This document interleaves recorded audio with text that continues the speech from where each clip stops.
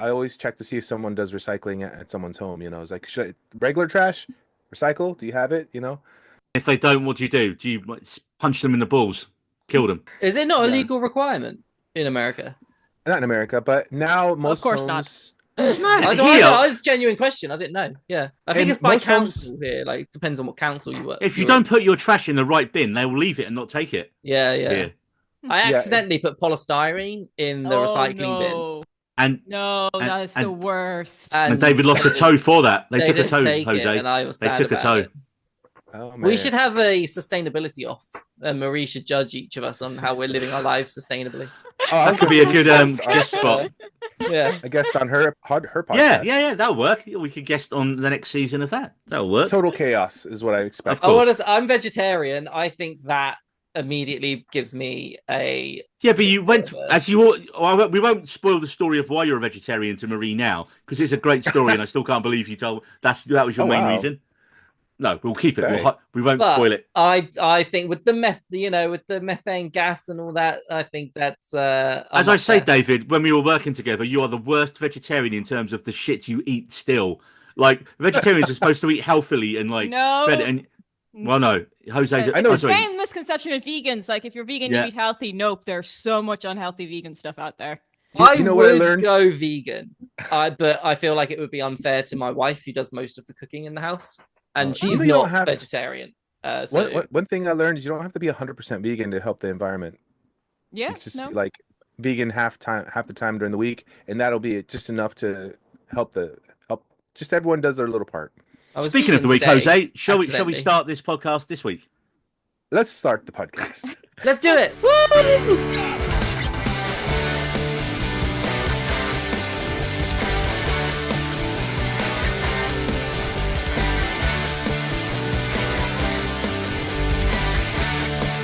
Hi, and welcome to the first We Needy Roads podcast of 2025. And this is our massive movie preview episode. And the idea of this episode is to run through all the big films and maybe some of the smaller ones that are coming out this year. And at the end of the episode, we're going to give you each our top 3 that we're most excited to see. And today I'm joined by 4/5 of the We Needy Roads team, as Ben is still off sorting out the brown M&Ms for Rockstars. But first, we have my OG co-host and a man whose most anticipated film of the year will literally be the first film that most of us see this year. No spoilers yet, David. No spoilers yet. How was your Christmas and New Year, mate? I have no idea. We're recording this on the 17th. It might have All been the a illusions just gone. yeah. The pod illusions died with that. I mean, it was great, mate. I loved it. I loved that. Moving on. I was really happy with that new PlayStation you got me, man. That was so kind of thank you. This is what I have to deal with, people. You explain it you explain it before you start recording, and they're either not listening or they've just done it on purpose to be utter dicks. It was And from the one. warm and it was the second one, definitely thought it was that. And from the warm and sunny state of Florida, who has probably spent there's not even much point doing it now because David has shut the Jose, just say something. God damn. How was my Christmas? It was wonderful, and it's probably Shut up. warm. Yeah. I do feel bad because there's a whole script. Yeah, There's I'd quite a written all long this stuff little out. intro as well. I'd written stuff out, and David just torpedoed it like a bastard from day one. Let's act Start like the most year- movies and ignore the previous entries. And finally, a woman who leads the rallying cry of leading a sustainable lifestyle in her 20s, all the way from sunny Portugal, it's Marie. And I'm not saying the next part because there's no point now. Hey Marie, how's it going? Oh, Doing all right. I could pretend because I know I'm just gonna be drinking copious amounts Hey. of gin and Bailey's the entire tea. From the Oh. 20th to the 1st of January, I'm not gonna be sober. wow. Okay. She gotta So be be praying. prepared to get a lot of like drunken messages in the group chat. Hey. Praying to that But porcelain god every night. And it's time to move on to our 2025 movie preview. Will it be another year of so-so releases like 2024, where I think we pretty much agreed the small screen ruled over the big screen? Well, let's find out. But firstly, has everyone, and I mean everyone, watched all the trailers I spent ages curating into a playlist that was attached to the notes? Because we are absolutely not stopping between each film for people to watch them. I have. I've done it. Wait, no, I've just seen one I haven't seen. I did add 2 earlier today, so that's fair enough. Okay, yeah, I haven't seen the very last trailer. That is absolutely fine, David. I left out My a bad. few just because You didn't want them spoiled. exactly. I have a big gripe with trailers these days because they reveal everything. Like, and Very so true. if I Very know true. I'm going to watch it, I'm not going to watch the trailer. But I did read through the notes, so don't get mad. Well, first up, it come out on Christmas Day in the States, but we're not getting it until New Year's Day, so we're going to talk about it. No, Jose, I don't want any of your shit on this one. None of your shit, Jose, because this is probably going to be David's most anticipated film of the year, and that film is Robert Eggers' Nosferatu. A gothic tale of obsession between a haunted young woman and a terrifying vampire infatuated with her, causing untold horror in its wake. And the film's going to be starring Bill Skarsgård as Count Orlok, Nicholas Hoult as Thomas Hutter, Lily Rose Depp as Ellen Hutter, Aaron Taylor-Johnson, who, let's face it, after Craven, needs to be in a good film, Friedrich Harding, Emma Corrin as Anna Harding, William Dafoe, because he's in every one of Eggers' films, as, well, let me take a run at this, Professor Albin Eberhard von Franz. Jesus Christ, that's a big name. Ralph Ineson as Dr. Wilhelm Sievers, and Simon McBurney as the brilliantly named Her Knock. Right, that's everyone. Thoughts? David, do you need to clean yourself? After all, he is coming. I did. It got messy with the couple of tissues whilst after I finished that trailer. Sorry. Yeah, no. I genuinely, like you said, it's probably is my favorite film coming out next year, even though it comes out on the first day of next year. So does it count? Yes. Okay, it counts. Yeah, this is it. This is it. It's so far up my alley from a horror perspective. It might as well just be inserted into me. That I really hope it spawns a new wave of gothic horror, because gothic horror is just like one of those that sort of, you don't get much gothic horror these days. David, have you seen Crimson Peak? I haven't seen Crimson Peak, no. It's literally a gothic horror. Like a gothic horror with Thomas Hiddleston, Mia Wasikowska, and... No, I haven't seen it. It's Guillermo del Toro. It's brilliant. It's amazing. This spawns a whole new gothic horror wave, and it looks just like the trailer looks so good. Like the shots, visually, some of the trailers that we're going to talk about are fucking awful. Like in how they're cut together, everything, and they're just bad. But this Nosferatu trailer is not one of them. Like Lily Rose Depp, like with she's like the thumbnail image is her just crying blood. I was going to say, Marie. Now you don't do horror films, but this is a gothic romance. So, is it a watch a full spoiler kind of review of the film beforehand so you can avoid the gory parts and then go and see it? Maybe? Probably, yeah. I mean, I did see the trailer in the cinema when I went to see Heretic. That's the one thing I forgot about going to see Heretic, is that they're going to play horror movie trailers right beforehand. And I did kind of turn my head as soon as the trailer started, but then when I realized it was Nosferatu, it kind of piqued my attention again. Like, it does look good, but I don't think I've seen any of Eggers' films before either. So I'm not sure. I'm a big fan of Nicholas Hoult, so that might sway me. But yeah, probably will watch a full spoiler review before I go into this. What did you think of the final shot of that trailer with the curtains as Nosferatu's there? Like, so they obviously don't show Bill Skarsgård as Nosferatu in it, so they're keeping that as a reveal, which is the right decision. But that shot, the next trailer, that shot of the curtains clustering, and you can see him, like the silhouette of him, and then it disappears, and then it's there again as a silhouette, and it's so good. I think this is just going to be a really well shot and well thought out film, especially with that last curtain shot. Jose, have you seen any of Robert Eggers' previous films? I don't know. He did The Witch, The Lighthouse, and The Northman. Then no, I have not seen. Right, I mean, Marie, Jose, that's your homework. Yes. But The Northman isn't a horror film. It isn't. No. It was on my list. It just was one of those things where the cinema timings never lined up with what I was doing at the time. If you like Alexander Skarsgård in not a lot of clothes, looking like a professional wrestler, because he just got massive for it, running around just stabbing people, and lots of The Witch and Lighthouse are horrors, but they're more kind of psychological horror. They're not jump scare horrors, really. The Lighthouse. Still not going to watch them. Yeah, okay, yeah. I've seen clips of The Lighthouse, and I'm like, I'm not even that. It's it's not my thing. I was I think I would get motion sick from watching it. The way it's shot. So yeah, they aren't traditional horrors in the sense of you think how horror would be. But even in this, David, you kind of noticed the Eggers style of framing. He does a lot of kind of almost Wes Anderson style. He does a lot of straight on framing, Yes, doesn't yeah, he? yeah, yeah. And he like the way the image is constructed is just Yeah, he's the already depth. got a style which like it's amazing. And have we all seen a Symphony of Horror? Right? Nope.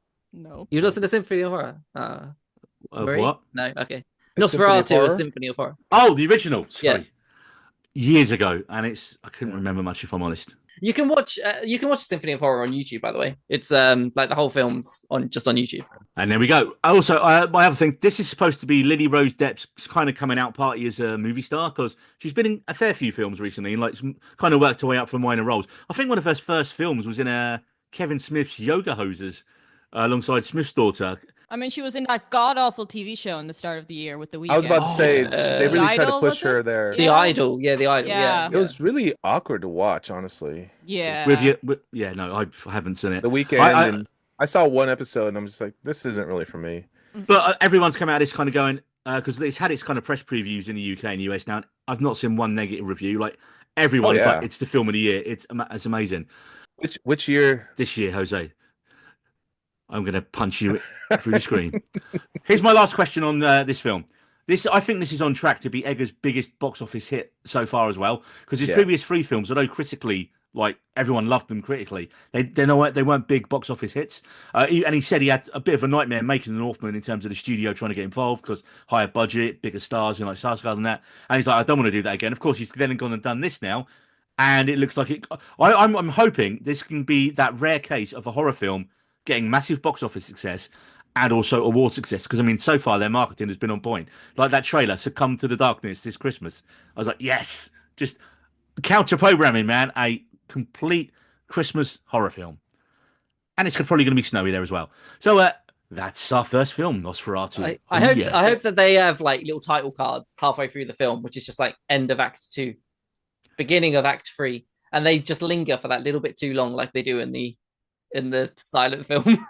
Doesn't he have those in The Northman title cards? I think he does. Oh yeah, you know what? Yeah. It wouldn't surprise me now if that's actually in there. Do you think this is going to be compared to Bram Stoker's Dracula? I think it's going to be a million times better than Bram Stoker's Dracula. Well, yeah, but that one came out in '92. I'm looking at it right now. No, but even when it's nothing to do with the time when it came out. It kind of bombed when it came out. A lot of people didn't like it because Keanu Reeves' dodgy accent, and there was a lot of misfires in it. It will naturally be compared to all Dracula films because of it basically is a Dracula film. Because they couldn't get the rights to make Dracula when they first made Nosferatu. Yeah, but I feel like Bram Stoker's is one of the iconic ones. If I'm right, I don't know. What do you think? I mean, Bram Stoker's the author of Dracula. He's not the director or anything. I like the Hammer horror Dracula, the one with Christopher Lee. Yeah. I mean, nothing beats Twilight in my opinion. Oh, I feel like Marie's trolling us now. And moving on, because that's the reason I put Nosferatu first, because I knew he was going to talk about it for ages. A Complete Unknown is next. A film I completely forgot about until Marie reminded me earlier. And this is the Timothée Chalamet Bob Dylan film. And it follows the life and career of Dylan, but only over a period of 4 to 5 years. So from January 61, when he moves from Minnesota to New York, to his 65 concert at the Newport Folk Festival, where he got into a lot of shit because he started using electric guitars instead of acoustic. Apparently that was a big deal back. I mean, we're joking about it, Jose, but yes, apparently it was a big thing. It's also got Edward Norton in it as his kind of mentor, Pete Seeger, Ellie Fanning in it as Sylvie Russo. There's a note here that says that Dylan's girlfriend from the time, a renamed version of Susie Vitolo. And I was like, and then Dylan requested the film to not use her real name. But if it's in all the press, then what we know who the real person was based on. So it kind of makes that kind of pointless. And it's got Scoot McNairy in it as well. Dan Fogler, Boyd Holbrook as Johnny Cash, and Monica Barbaro, who was in Top Gun Maverick. And we haven't seen her in much yet. And she was like token female character in that. I'm not usually a music biopic kind of guy, but this is directed by James Logan Mangold, who also did Ford versus Ferrari, so he's on quite a good run of form at the minute. And I like the fact that it's just a snapshot of 4 years in Dylan's life, not his whole career, which appeals to me more than, if it's a standard biopic, it follows a really standard trajectory all the time. And also, if you've never seen John C. Reilly's Walk Hard, which is the piss take of the Johnny Cash film with Phoenix, you can't take any music biop seriously after that, because it just rips the utter piss out of them. And what about Rocket Man? That one seemed to be really different. I don't know, I haven't seen it. Rocketman Oh, was all okay. right. Yeah. Because again, I'm not a music bios guy unless I'm really into the person who's like the film's Same. about. What was was it Bohemian Rhapsody? Was that Bohemian the Rhapsody. yeah? See, yeah, Yeah. that's. I mean, in general, I did enjoy Bohemian Rhapsody, but the history of it was so wrong. Like, because I'm also a giant Queen fan, and they took so many liberties telling that story. It just like not historically They accurate also at glossed all. over his sexuality, I'm pretty sure, right? Not glossed. I think they made it overly obvious. I mean, like because like the first Oh, time you kind of see him be with a man, like he follows a man into like a men's restroom bathroom? Okay. bathroom, yeah, and then like the camera just pans and then it focuses on the men of the men's restroom. I'm like, yeah, we get it. Okay. And Apparently, then not everyone did who watched the film. but Why are these people's lives also tragic as well? No, but I think this is a different example. Bob Dylan's life apparently wasn't that tragic. It's just, well, at least I don't know. But do you know what? I'm going to go and see the film because also the fact that it's Timmy doing his own singing that has brought me in as well. He is, yeah. Okay. It's not like the album tracks. They have re-recorded all the music for the film with Chalamet singing it. So, and the Interesting. early talk is he's going to be up for Best Actor for this biopic, famous figure. You know. Yeah. That why the biopics are always quite big on the oh, they're at the Oscar baiting. awards. Yeah. Like, always. It's like, a bit weird almost that's everyone like the Oscars love a good biopic. It's It's just not even a guaranteed. like sometimes the performances aren't even that like when you compare it to like real deeply written characters. I agree. It's because I think it's doing that spot on impersonation of a real life person. And so everyone just really goes, oh, wow, what acting? As opposed to, like you say, creating an original character with an amazing performance. I think the last one I saw was the Whitney Houston one biopic, and that was not good. So hopefully this one's better. I didn't realize there was a Whitney Houston one. There we go. And that probably tells you all you need to know about that, Jose. Moving on. Next, a film that also is coming out in the first week of January in the UK, The Brutalist. And this is the new Adrian Brody one where, again, he's getting all the Oscar buzz. This is Oscar bait. This is Oscar bait. Yeah. I have to admit, the trailer put me to sleep. Like, I was watching it, I was just like, this is but he's not an my architect. vibe at all. How is architecture not an architect's not interesting to you, Marie? I called it The Pianist Part 2. You're a pianist, Jose. So let's tell the viewers and listeners what the film is about before we rip it a new one. It follows the life of Laszlo Toth, a Hungarian-born Jewish architect who survives the Holocaust and emigrates to the United States, where he struggles to achieve the American dream until a wealthy client changes his life. It's an epic historical drama, film directed and produced by Bradley Corbett. And like I say, it stars Adrian Brody as your main character. It's got Felicity Jones in it playing his wife, Guy Pearce, who we haven't seen for a while, as Harrison Lee von Buren. And again, from the trailer, you can tell he's going to be the villain of the piece. He just seems like an absolute dick in the trailer. Sorry, he's meant to be Hungarian. Yes. That's not a Hungarian accent. Hey. Like, I did not pick up on that. Oh, also they picked up a generic Hungarian name ever. What is it a real story or they're just It's a real story based on a real person. Okay, to be honest, everyone in Hungary is called Laszlo. Is it like John? No, I've got 4 in my family. Like Oh, no way. Are any of them Matt Berry in disguise? No. Unfortunately not. So, yeah, I mean, this is funny because your first trailer for this, I've only put the second trailer. The first trailer really hooked me because didn't tell you, there was no dialogue in the trailer. It panned the whole way from left to right. It had this really epic, sweeping music in it. And I was like, this has intrigued me. I have no idea what this film's about. And then the second trailer came out, which is kind of your more sort of standard trailer. And also, like we said, a film about architecture does not sound that interesting on paper. Hey, Conclave didn't sound that great on paper either, did it? About choosing a new pope, and a bunch of old men writing on paper. I shouldn't have found that as funny as I did. David, we all know about your issues.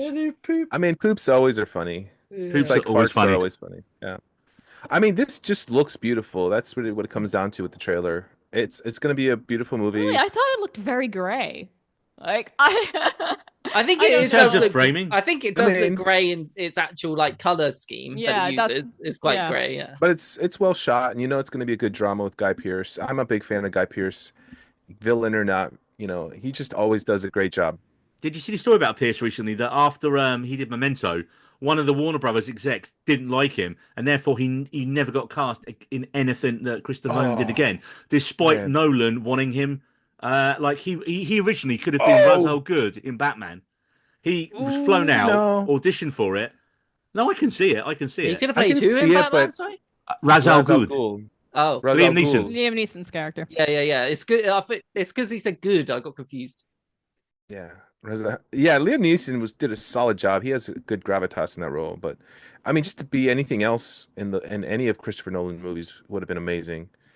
Well, but I think he's not at Warner Brothers anymore. He's moved over to Universal with Oppenheimer, I think. So I think Perfect. you might get a. I think this, and Guy Pearce is potentially up for awards for this as well. Which he is a great actor. It's funny because in the UK we all remember him from Neighbours back in the day, an Australian soap, which was like on every day. That's where pretty much every What? Australian actor starts. Dude, Oh, the Jose, soap operas. Russell Crowe, Okay. yeah, Soap Russell operas. Crowe started in it. The Hemsworth started in it. Margot Robbie started in it. Any big Australian actress or actor, they all pretty much started in Home and Away or Neighbours. It's How just comes the rule. like EastEnders doesn't do the same thing, or like Coronation Street? They tried with You know- Michelle Ryan. Remember, she got the lead in the I Bionic don't- Woman, and then it got cancelled. I don't see Gail Platt like on the big screens anytime soon. They tried. Isn't there someone from EastEnders who was in like White Lotus or something? It's a bit. It's not as bad these days. I just want to do one little piece talking about Guy Pearce. He is one of my favorite actors, but he's also in one of the only movies I ever just completely stopped watching, and that's a 2012 movie called Lockout. And the premise is the president's daughter gets kidnapped on a space station, and I'm telling you, It sounds Not bad only is- already, Jose. it's not only does it sound bad, it looked so bad. Like 2012 visual effects looking like 1990s visual effects. And I was just like, Guy Pearce signed on for this. It was just ridiculous. And He the needed crazy the thing is- money. He needed the money. Yeah, It's always the money. probably. Next up, a British filmmaker who I'm really not a fan of, but Jose seems to like, and the film is called In the Grey, an upcoming American action thriller film, and yes, it's Guy Ritchie. But again, it's Guy Ritchie, but with a really good cast. It stars Henry Cavill, Jake Gyllenhaal, and Aya Gonzalez. It's also got Rosamund Pike, Fisher Stevens in it, and Emmett J. Scanlon, who is in Kin, the Irish drama that I really like. So I was like, oh, well, he's done well for himself. And the story revolves around two extraction specialists who have to designate a route of escape for a senior female negotiator. Now, there's no trailer yet, but it's a great cast. But as we know, I'm not that big a fan of Richie's films, and his last few films didn't even get cinema releases in the UK. Ministry of Ungentlemanly Warfare and Operation Fortune went straight to Amazon over here. Also, not a great sign that the film is apparently due out in America in a month's time, and there's still no trailer yet for the US release. Yeah. Jose, you're a Guy Ritchie guy. Come on. I'm not saying he has a perfect track record, but I think he puts out fun movies. Jeez, Neil. Sorry. And Ministry of Ungentlemanly Warfare, I think, showed a lot of promise. It wasn't like perfect, but I enjoyed Dude, it. he's like, he's about 20 years deep into his directorial career. He shouldn't be showing promise. He should be knocking it out of the park. Fuck you, Guy Ritchie. What about Megalopolis from one of the best, arguably best? He hadn't made a directors film ever? in 20 years, Jose. Whatever you do, Jose, don't mention Lock, Stock, or because it won't. He'll say he didn't. Neil will say he didn't direct it. Neil will say that it was only good. Matthew Vaughn, because of Matthew Vaughn. No, don't mention it, okay? Whatever you do, Long-time listeners to don't the pod mention will Snatch know. either. He's big on Snatch. Oh, Snatch fucking sucks. Don't mention it. Oh. How dare you? How dare you speak ill of Snatch? That's That like is one of my one of the favorite movies movies. I couldn't get through. It's so bad. That's a very Oh. niche movie. Like, if you either love it or you hate it, and I love that movie. It is. No. I've Benson, watched that movie so many times. It's hilarious. I will Like- wait for this film to come on streaming, and even then, I might not watch it unless everyone goes, oh, actually, do you know what? It's really good. Because I've been burned so many times by Guy Ritchie, man. I've been burned so many times. I watched The Gentleman. I was like, oh, yeah, The Gentleman's good. Then I watched Operation Fortune, and it was dog shit. How do you waste Aubrey Plaza in a spy film and Hugh Grant in a spy film and Statham? It's just like, it's so pedestrian. Like, also, I know a few people in the industry who've worked with Guy Ritchie, and they all say he's a massive C word Oh. when he actually does turn up to set. I know someone that was an extra in a couple of his films as well, and he said that was also the common Consensus. common knowledge. Yeah. Oh. Well, he all also, right. and he didn't turn up to set the day he was Supposed to be directing? I think so, yeah. Yeah, I I think he heard said that. I mean, directors are kind of vital to be on set every single day. I'm pretty sure that was Not if you watch the franchise, apparently. I like Aladdin though. Just saying, I quite liked Aladdin. Aladdin what? The film, The movie? Aladdin, The live action. What do you want about? I was trying to make a dirty joke and it didn't work.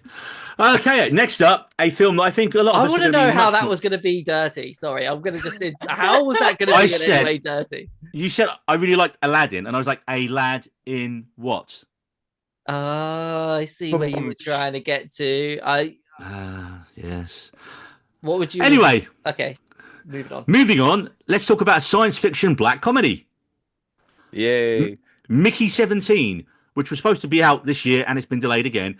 Co-written, co-produced and directed by Bong Joon-ho, based on the novel from 2022 by Edward Ashton. The film stars Robert Pattinson, Naomi Ackie, Stephen Yeun, Toni Collette and Mark Ruffalo. And the premise is, wanting to get out of Earth, Mickey Barnes signs up to be an expendable. Not that kind of expendable, Jose. A disposable employee where after one iteration dies, a new body is regenerated with most of their memories intact. After one of his multiples, Mickey 17, unintentionally survives a human expedition to colonize the ice world Niflheim, he goes head-to-head with a new multiple, Mickey 18. Guys, what did we think of this, Marie? I'm actually really looking forward to this one. Like, it's like the wacky humor that I really, really like. I also think like Robert Pattinson plays unserious so well. Yeah, this just looks like a very wacky, insane movie, and I'm really looking forward to this one. David. Yeah, same. Obviously, because it's the first film since Parasite that he's done, so everyone's going to be waiting for it, like bated breath, and everyone's going to be expecting it to be amazing. It was also the second trailer that came out, really surprised me because the teaser, which was just Robert Pattinson on a block with the camera turning like this, it still had like a lot of mystery behind it, didn't it? It didn't give anything away. And then the trailer dropped, and it was not anything like what I was expecting at all. But I was still interested. Like, it still hooks me. That first teaser trailer makes you think, oh, this is like big, deep sci-fi drama. Yeah. It gives proper like I can't think of that Stanley Kubrick Gravitas. film. What's the Stanley Kubrick Oh, film? 2001? Yeah, Space Odyssey. Yeah. It gives proper Space Odyssey vibes. And then, yeah. And then and then this trailer drops. Yeah, and then it was Hitchhiker's Guide to the Galaxy more about Yeah. I mean, this looks like a metaphysical sci-fi comedy drama. It looks like Live, Die, Repeat, but if it was more of a comedy in terms of the character having to keep going again. Jose, go. I have to call Neil out because in the notes he's like, "Oh, this looked like a." Well, Jose. Let me mention what's in the notes first, and then call me out on it, because then it will make sense what you're saying. Yes. Right, the Ain't It a Kick in the Head song works really well for the trailer, because I think that sets the tone for the film. Because I mentioned that I think without that song on the trailer, yes, there's funny lines in it, but that song so much keys you into, oh shit, this is going to be really funny. I think if you take that song off it, yes, there are funny lines there, but I think if you had a more traditional like orchestral song on it, or something that wasn't just that juxtaposed with what you're seeing, I think it would feel more overtly serious.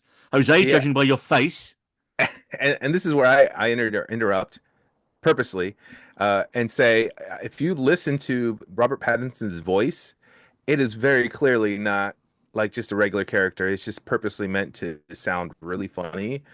And I think that's what Pattinson brings to a lot of his films, is like he makes unique choices for his characters that, they're very obvious, but I think with real purpose. So, I mean, if it was any other actor, I think there's not many actors I think that would really bring this kind of thought into a character that's clearly in a comedy, but like he plays it straight and goofy at the same time. If that makes sense?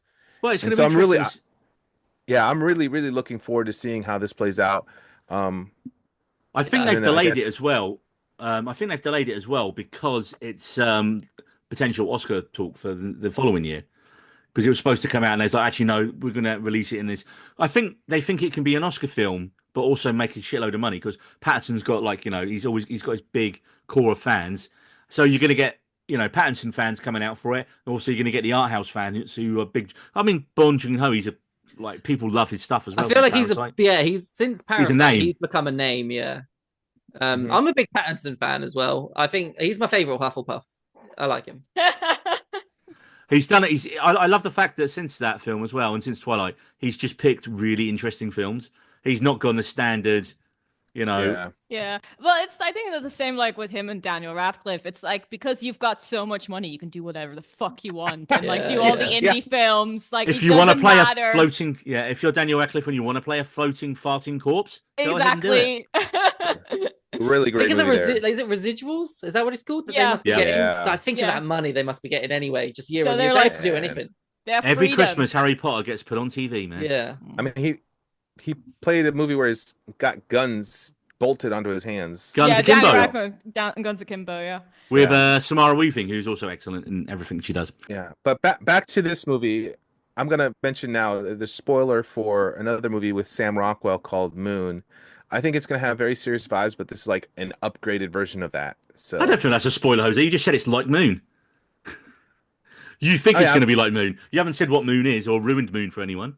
Yeah, but I mean, Moon's fucking good as well. If you've not Moon's seen Moon, really good. Yeah, it really centered around Sam Rockwell putting on a great performance. But I think now with this movie, there's just going to be so much more to support the yeah, Jose, I was about to call your comment out on Moon. I was like, it's got vibes of Moon, but Moon is basically a one-man show for most of the film.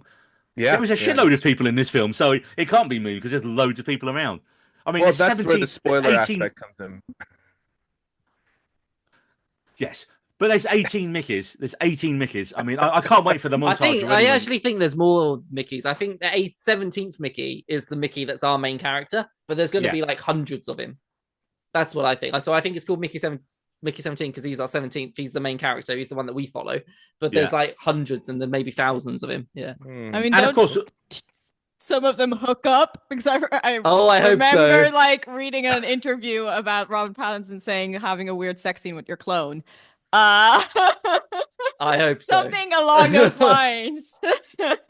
It's that bit in the trailer, isn't there, where the Naomi Eckes character like grabs both of them and she's like, and she looks really excited. Are we entering proper challenges territory here? I don't know. I might be making this up, but I'm pretty sure I read an article along those lines. There was a shot in the trailer, wasn't there? There's a shot in the trailer with her, and there's two of them without the shirts off. Yeah. They got their shirts off most of the time. Hey, perhaps she's buy one, get one free. Hey. I will say, though, this still looks like, although the trailer is really overly comedic, I still feel like it's not really changing what Bong Joon-ho does, because almost every one of his films, he has a little bit of sci-fi in it, obviously, except Parasite. But he did Snowpiercer, right? Snowpiercer, Parasite could not be further apart when you look at them, basically. But what is the main theme with them? It's class warfare. The poor versus the... What was that you just got past, David? A muffin and some milk. Aww. Oh, Are we Nice to be married. we keeping you up? Okay. The only thing I would say for lastly on this is it's a sci-fi comedy. Can you tell me the last time a sci-fi comedy made any money at the box office? Because I couldn't. When I was thinking about it. Depends on what movies came out. I think sci-fi comedies, when done well, like it's just Galaxy they can make Quest is the money. last one I can think of. Did that do well at the box office? Yeah. No, I think that bombed, didn't it? I think it just wiped its face, maybe. as they say. Yeah. Yeah. It- I mean, it picked I up- can name several books that are sci-fi comedies, but I don't know movies. Yeah. Yeah. Okay. Well, Back to the Future. No. We're really going back on that, though. Really going There's back. got to be some sci-fi comedies out there. That I are just genuinely can't not- think of a single one. That's done really well at the box office, right? So, yeah. I'm Yeah. gonna Google Okay. this. Click no, Jose. We're in the middle of a podcast. You Google later and then you tell people on socials. That's how podcasts work. Or you do it now and interject when I'm in the middle of something else, which I think he's going to do. I will also He's do stroking this. the beard. He's thinking, "Oh, Paul." Oh Did yeah, it make a lot of money? Paul. Did it No. do well? No. Spaceballs. Does Wally count?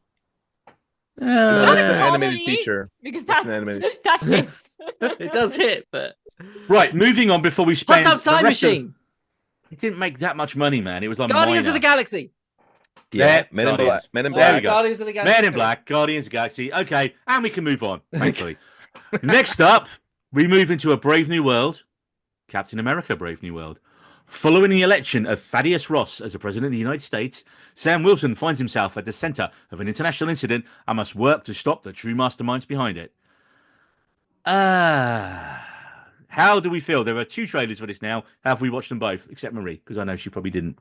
I watched one of them because I played it before. I think Wicked. Okay, I mean, it fine. looks basic Marvel. Yeah. I do really like Anthony Mackie as Cap, so I think like I'll probably enjoy it. I have zero interest in Harrison Ford. I just don't like him at all. So, and also the Hulks are like the like area of Marvel that I don't know anything about. Again, the Hulk is something I have zero interest in when it comes to superheroes. Mark Ruffalo made him semi-interesting, but I hated She-Hulk. So I don't even know I the liked context. She-Hulk. I did too. She-Hulk is one of the ones I could not get through. I think I got through like halfway through and I could not finish it. I thought it was terrible. But and then so I don't know the context between Red Hulk. I think the Hulk is a That's very good. manly superhero. It's just like he smashes up things. Yay, men like that. But I need depth. Anger issues. Anger issues, yeah. I would say if you want to turn yourself around on Harrison Ford, just watch Shrinking. Yeah. Am I right, Jose? He's a great character in Shrinking. He's amazing in that. You took don't me a like while. Indiana Jones then? Oh, You're I not like fucking hate Indiana Jones. What?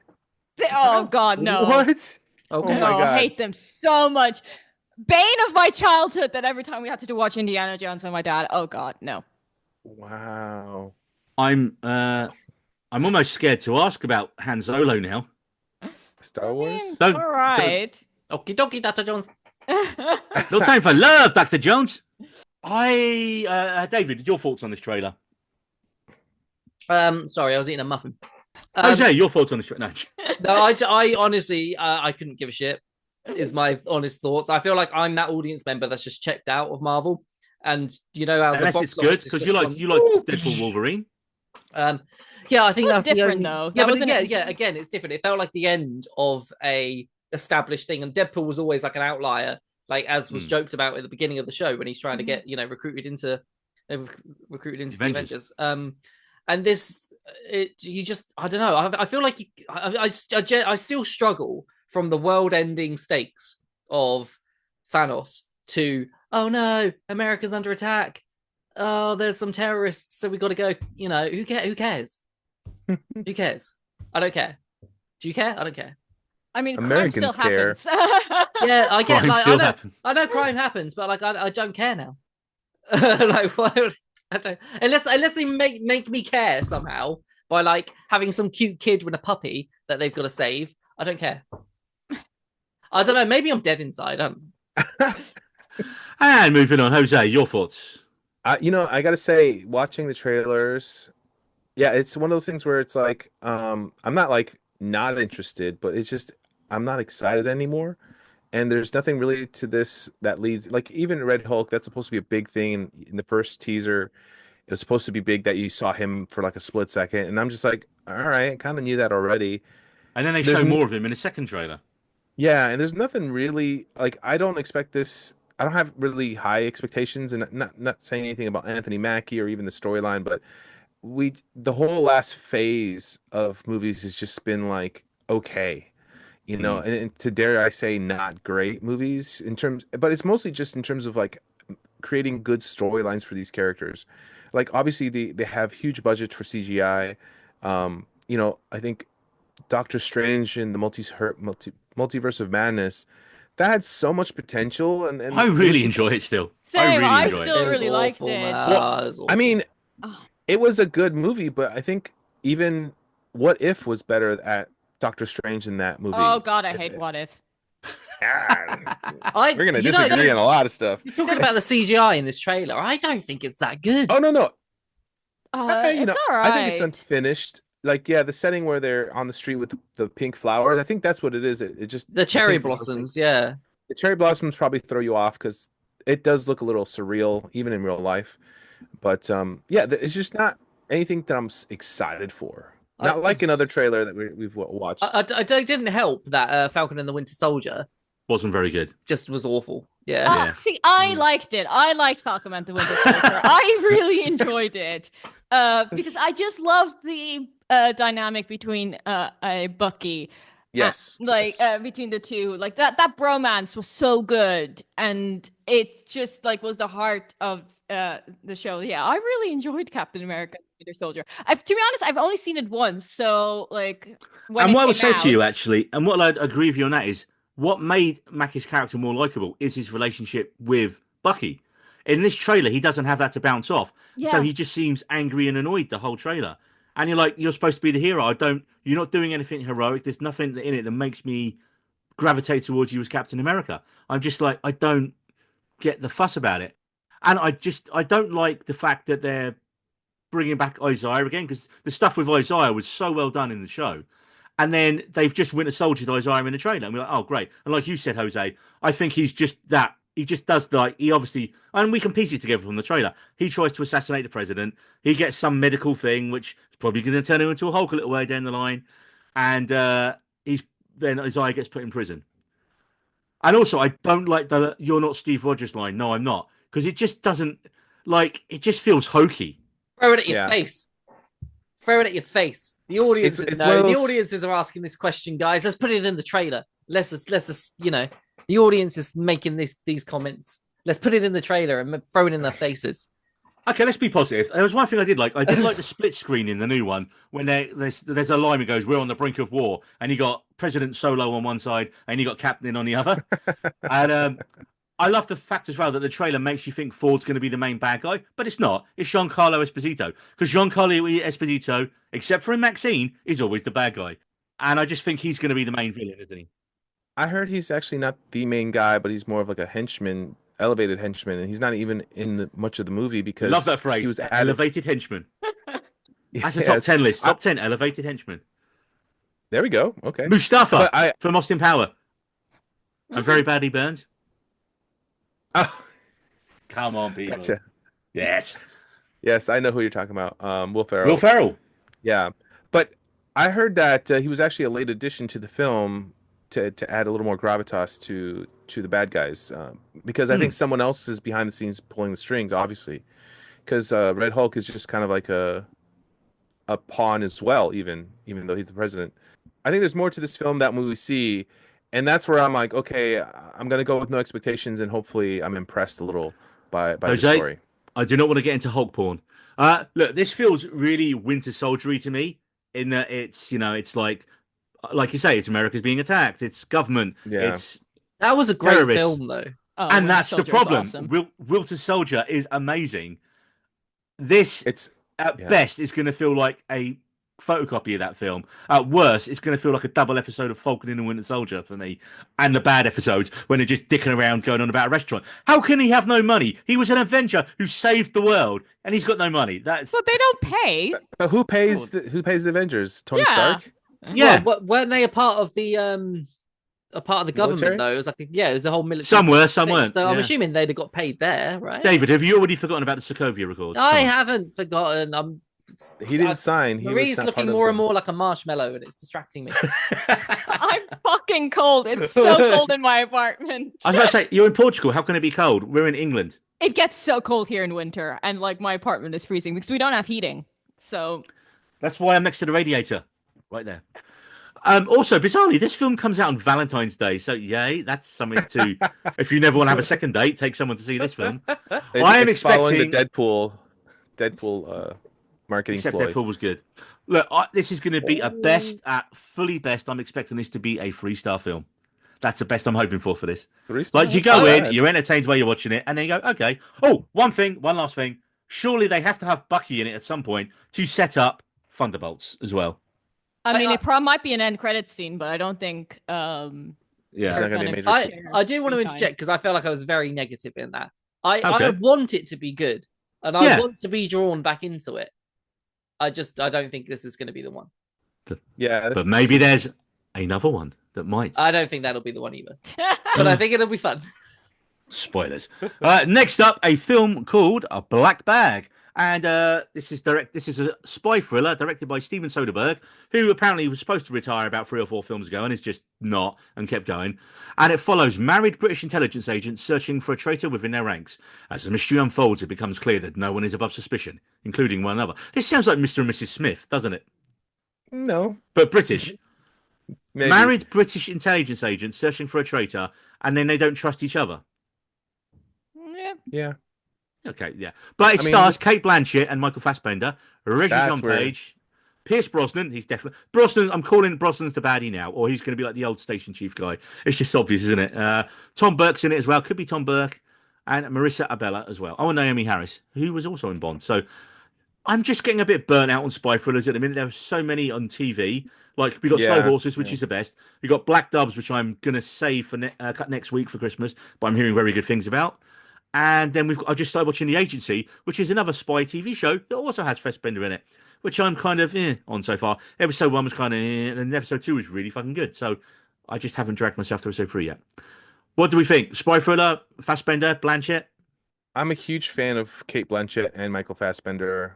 It really comes down to execution. Like, obviously, there's so many films out there. No. I mean, it really comes down to. Thank you. I just try to keep moving on. I mean, we've seen it many times where a premise can be simple and then done well, or just not done well. So really, it comes down to how well they execute the whole thing. Oh, I was just gonna say, I'm glad to see Gene Page in it, because he's just a good looking man. It's good. That's what I'm asking. It's just good to look at him and stuff. He walked in, stole the film, walked out of the film. And Pierce Brosnan, I can't remember the last thing he was in. He's been in lots of stuff. Oh, he's been what was the last film he was in? I can't. Mamma Mia 3, probably. I don't know. Yeah, that probably was the last film I saw him in. To be fair, I can't remember. He's consistently works though. He just turns up in lots of B movies. Yeah, I haven't seen him in a long time. Let's see. No time for that, Jose. Movies in. Marie, what did you think? What do you think of this idea for this? I mean, yeah, other than seeing the Duke from Bridgerton again, spy thrillers don't really excite me. I mean, I don't mind them in TV. I think because they can build them up more. Yeah. In movies, I don't really like spy thriller movies. Yeah, I feel we've been spoiled with like this golden age of spy thrillers on TV. Yeah. And like you say, you can build the characters much more over a 10 episode arc. So when you've only got 2 hours, do you really care that much? You have to have so much action. You've only got basic time to explain who the characters are, really. So yeah. Have you agree with seen that one. Tinker Tailor Soldier Spy? Oh, hate that movie. So boring. God, I nearly fell asleep during that. I think I did. Yeah. If you ever need a good nap. Yes. Man. Maybe you should try that when you're trying to get Evelyn to sleep. Just put on Tinker Tailor Soldier Spy. Here is Gary Oldman as a spy. Oh man. Yeah, for the record, you're right. Pierce Brosnan does do a lot, but nothing of note except for like Black Adam, which was kind of out of nowhere. Oh yeah, Black Adam. Jose, you said nothing of note. Ouch, man. Okay. Have you seen Black Adam? I did. No. Even The Rock's not seen Black Adam, and he was in it. Because there's no way it was fine. It was fine. It was fine. And next up, a film that is already curting. Next up, a film that is already curting arsehole. Next up, a film that is I can't say the fucking word. I'm going to change. Courting controversy. Next up, a film that is already courting controversy. We have the live-action version of Snow White, directed by Mark Webb, which is good. Written by Greta Gerwig and Erin Cressida Wilson, which, hey, Gerwig doesn't write bad scripts. But then there's this trailer. Does she? No, she writes. She's not written a bad film, Jose. So, yeah. Okay, just make sure. However, this trailer, man. The film stars Rachel Zegler as Snow White and Gal Gadot as the Evil Queen. David, you know what I'm going to say.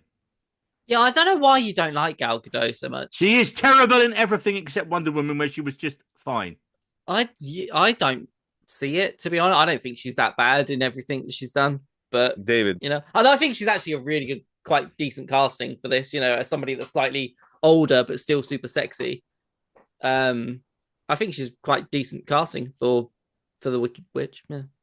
I am. Let me just say, what is it? Yeah. What did I say? Wicked Witch. Evil Wicked yeah, Witch. I don't know what I'm saying. I would just say, look, I am not the target audience for this. But even from this trailer, I was like, Gal Gadot, you're terrible as an actress and a character. What is up with Rachel Zegler's haircut? That is not a great haircut. She's a character.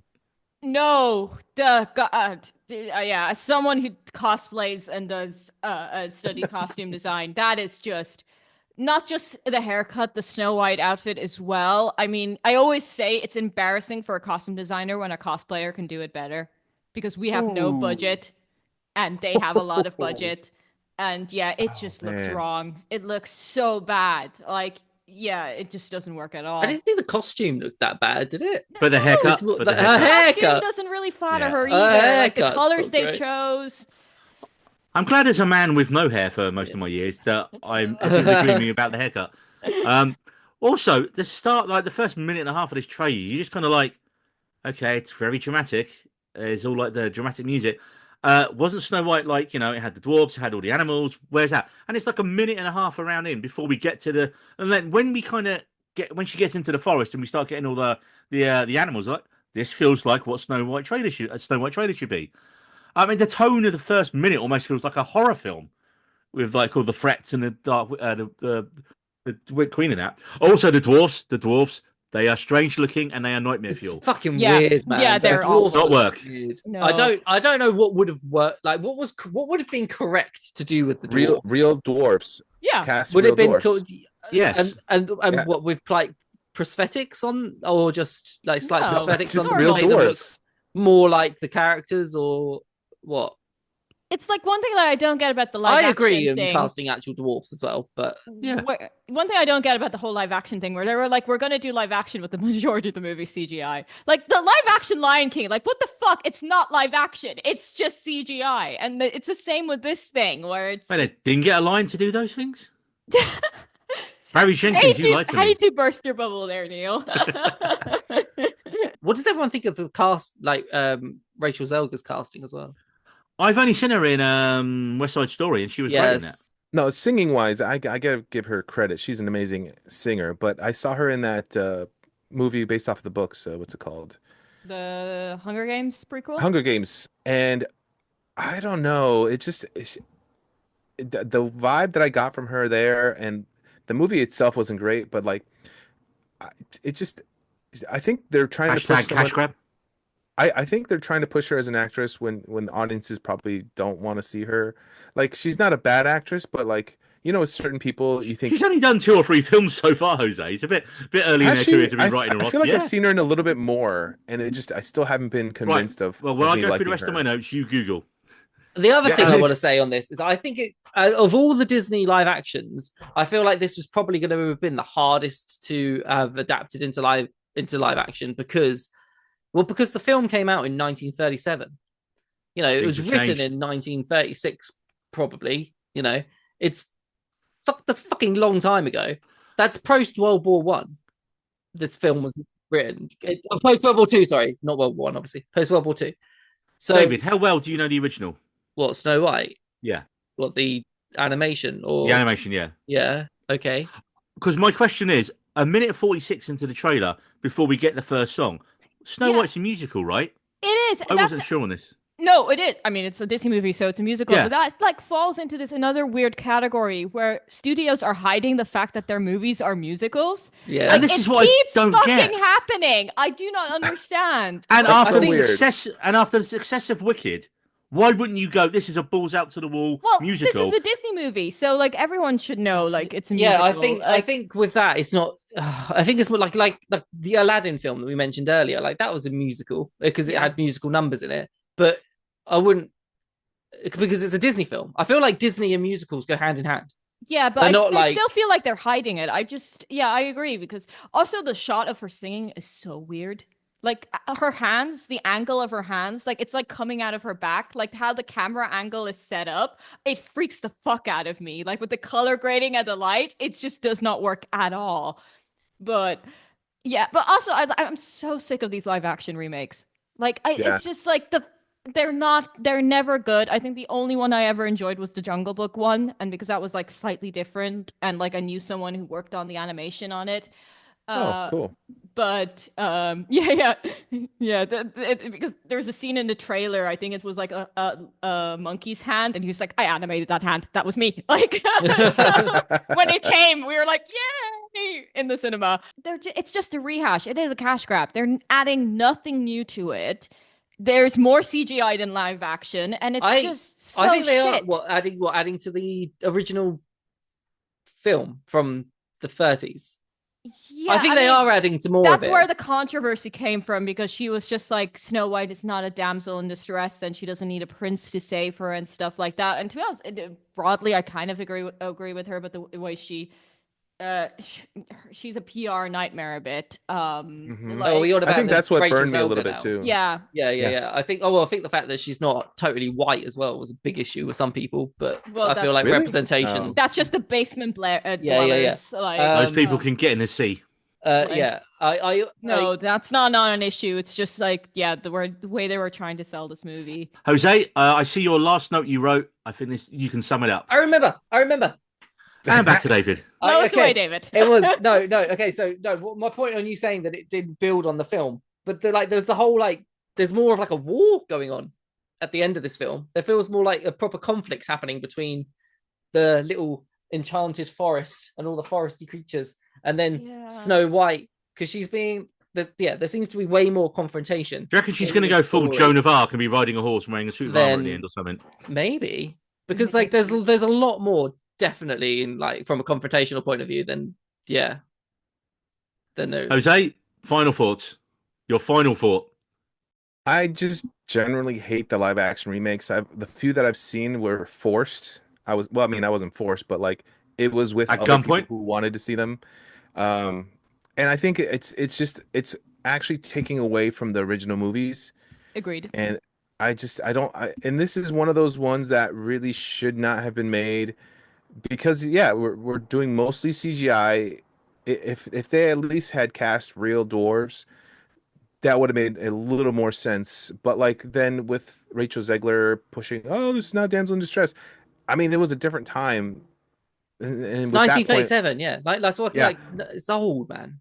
It just people are dead now. If you can't make it make sense, and I think our listeners will be dead, and our viewers will be dead if we keep talking about Snow White. So let's move on. I'm just not a fan. Yeah, I agree. Moving on, Alto Knights, which sounds like some kind of weird medieval or sci-fi film, and it's not. It's an upcoming biographical crime drama directed by Barry Levinson and written by Nicholas Pileggi. Now, this stars Robert De Niro in a dual role, playing two different 1950s Bob Mosses, Vito Genovese and Frank Costello. Now, this is weird because why did they look alike in real life, or De Niro just going to be loads of prosthetics for one and not for the other? But it says here, Vito Genovese and Frank Costello are competing Italian-American mob bosses, and Genovese orders a hit on Costello. Costello survives but is wounded in the attempt and ultimately decides to retire from the mafia. That is not a compelling premise, but it is a Robert De Niro gangster film. Therefore, I'm always going to be there for it. It's also got the engine from Shogun in it, Cosmo Jarvis, who is as English can be. So it's going to be very interesting to hear his New York Italian-American accent. I'm assuming he'll have in this. Here's my thoughts. Immediately, I thought of the Tom Hardy movie where he plays a set of gangster twins. But they were English. Yeah, but they're actual twins. Yeah, whereas these are two completely different people. Oh, so he's not playing twins? Nope, no, not there anyway. They're completely different people. Oh, geez, yeah, these are real life people. They're two completely different real life people, Jose. Yeah. Why is he playing two characters then?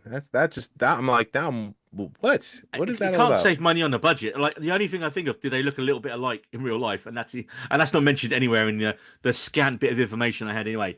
Marie, any interest in a old De Niro gangster film? Zero interest. Just gonna leave it there. No, I'm like you. I'm there for anything De Niro does when it comes to gangstery kind of things. If you'd have thrown Scorsese's name in there, I'd have been been even more interested. But however, the next film we're going to talk about, whether it's a good film, whether it's a bad film, I'm predicting right now it's going to make the most money of any film at the box office next year, purely because of its IP it's based on, and that film is the Minecraft movie. And it's directed by Jared Hess, who I think is the guy who did Napoleon Dynamite, if I remember rightly. Jose, fact check me quickly while I read more about it. Jared Hess, I believe, did the Napoleon Dynamite. And it stars Jack Black, a very metrosexual looking Jason Momoa, Emma Myers, Danielle Brooks, Matt Berry, and Jennifer Coolidge. And they are four misfits. Garrett the Garbage Man Garrison, a lot of G's there, but I love a little bit of alliteration. Henry Natalie and Dawn, and they find themselves struggling with ordinary problems when they are suddenly pulled through the mysterious portal into the overworld. A bizarre cubic, almost said that wrong, cubic wonderland that thrives on imagination. To get back home, they'll have to master this world and protect it from evil things like piglings and zombies too, while embarking on a magical quest with an unexpected expert crafter, Steve, played by Jack Black. Together, their adventure will challenge all five to be bold and to reconnect with the qualities that make each of them uniquely creative, the very skills they need to thrive back in the real world. Wow. I mean, it looks like it's going to be fun. It's either going to be brilliant or at the worst, it's going to be. It's going to be like Super Mario Brothers, I think. In that it's going to, you're going to watch it, you're going to be, oh no, it's fine, that was entertaining, and then you're not going to think about it at all afterwards. I think Super Mario Brothers is a good film, though. I enjoyed it. Yeah, Ben absolutely fucking loved it. I think it was on the top 10 list the year before. I'm a little concerned with what's the big guy's name? Jason Momoa. Jason Momoa. He seems a little too goofy in this, but I mean, I think he's just having fun with it, honestly. But I think I'm going to enjoy this. I think it's going to be a fun movie meant for kids, but also good for adults. It's going to be fine. I got the first trailer, I was kind of like, eh. Then the second trailer, I did laugh quite a bit more, but only, I don't think in a good way. Like when it starts with Jack Black as a small child with a pickaxe, walking up to the old fellow with the mines. I am Steve. As a child, I yearned for the mines. And everyone's like, what? That's... No kid yearns for mines, right? And then he comes back and the old bloke isn't there. Did Jack Black murder the old guy with his pickaxe, or did he just wait for him to die? That's what I want to know. With this trailer though, it does that thing I fucking hate in trailers, where it takes a song, it takes a popular song, and then gives it the dun dun dun dun dun dun dun beat for like no fucking reason, just for like what why? What's the point of that? It's really suspense. It's so stupid. The one I hated most over the years, I think it was one of the shitty Resident Evil sequels, and they had Guns N' Roses' "Welcome to the Jungle," and they kept cutting it up like that. So it's like ding ding ding ding ding ding. Yeah. No, stop it! Just play the song. It's all... Jared Hess is the director of Masterminds, Nacho Libre, and yes, Napoleon Dynamite. Hey, okay, so he can do comedy then. Yes. And offbeat weird comedy, so he could be a very good choice then, actually, for this. Yeah, I think this is going to work well. Marie. Once again, zero interest. I've never played Minecraft a day in my life. I've never seen the appeal, and I don't know why I want to watch a movie about it. David? I've never also played Minecraft before. Actually, there's a lie. I went out and cut down a tree, I think, and then was like, this is the game, and then stopped playing immediately. I first thought you in real life. No. Like, oh, that's Minecraft. Because you just wander off with a pickaxe, don't you? And you're like, cut a tree down. That's what I was thinking. He just went outside and cut a tree. I yearn for the mines every day. But I think I agree with you, Neil. I think it will be really, really strong at the box office, similar to how Super Mario Brothers was. I think that came second. And if it's actually good, then it'll. If it's really good as well, then it could be this year's Inside Out too. Because I mean, anyone who's got friends with kids or younger relations, they all love Minecraft. They all love Minecraft. Like every kid under a certain age loves Minecraft and Pokemon still. Yeah, I mean, I like Jack Black's doing it as well, because I feel like Jack Black wouldn't attach him, because he's a massive video game fan. I feel like he wouldn't attach himself to a script unless he was sure about it. Or he needed the money after that tour went really badly. Well, he's just done, but he just done Super Mario Brothers as well. That's true. So I feel like he wouldn't do it unless there was a really good script behind it, because this isn't the sort of, it's a sandbox more of a story in a video game, isn't it? It's a massive sandbox that you can make your own story in, and that's so I feel like the script must have been pretty decent for him to have wanted to get involved. Well, I asked my godkids, who are 9 and 7, what they thought about this, because they live for Minecraft, and they said, and I quote, but Minecraft doesn't have people in it. And they're right. That might be the confusion there. That might be the confusion. Yeah. And also, they'd be like, I'm sure like the parents will drag them to see it and they'll love it. But like, they was like, but there aren't people in Minecraft. There aren't real people in Minecraft. So I was like, oh dear, they might have misjudged that one. Perhaps it should have just been all Minecraft people. Bit like the Lego movie. It would have been the Lego movie. That's okay. Could be the Minecraft movie. Still would have been. Yeah. Moving on, a film that we have seen nothing at all from yet, and it is another biographical musical drama. directed by Training Day's Antoine Fuqua, and written by John Logan. This is the Michael Jackson film that has been long been threatened for a while. The first problem is it stars Jafar Jackson, his nephew, playing him in the film. And there has been a lot of involvement from the family. The premise is the film follows his life and career, and this is why I don't like it in a biopic, from his time as a kid during the Jackson 5, through the 60s, 70s, right up until the final weeks before his death in 2009. And it does say the screenplay will include content regarding the sexual abuse accusations against him. And it says, and they just say they wanted to humanize but not sanitize to present the most compelling, unbiased story. How can you cast his nephew in it, playing him, and say it's unbiased? Yeah, it's the same like situation as Bohemian Rhapsody, where like because they had the actual people from Queen there, so it was like a very rose tinted glasses thing of events, and like Queen was not at all controversial compared to Michael Jackson. So yeah, right. Michael Jackson is like the definition of someone where can you separate the artist and what he's accused of from the music, and I think most people can, because the music was just insane, man. The music was insanely good. Yeah. It's whether people can make that same thing with the film. I mean, the tonal gymnastics this film is going to have to do to cover all the different aspects of Jackson's career. And you know they're going to try and do. They're going to try and explain that how he was treated as a kid is why he turned into, well, how he ended up in later life. And then kind of leave it ambiguous to whether he did do stuff or not, right? That's all. I think that's what they're going to do with it. Yeah, I'd say this is a movie that shouldn't be made. I think it'd be better as a documentary, honestly. Yeah, good shout. Good shout, man. It just doesn't call to me. And I was a big Jackson fan, and I'm just not intrigued at all. It's just I don't see how they can make this into an amazing movie. So if they do pull it off, then I'll be impressed. Yeah, I think a lot of this one is going to be on the advance. It's going to be on the reviews, isn't it? When it come out, and people are actually, do you know what? No, they have done something quite worthwhile. Then, yeah, it's going to be on Jafar to do a really amazing performance, and not just like, I think also just being able to dance well. And I don't think he can sing the part. There's no way, but he's just gonna have to put something into this. Which, as just someone who is his nephew, who knows what his acting ability? It's almost unfair pressure to put on somebody that's not an actor. Is he an actor? Like an actual actor? Is he? Or I've never heard of him actually. Before. He's not. Can't just live Google. He's not an actor.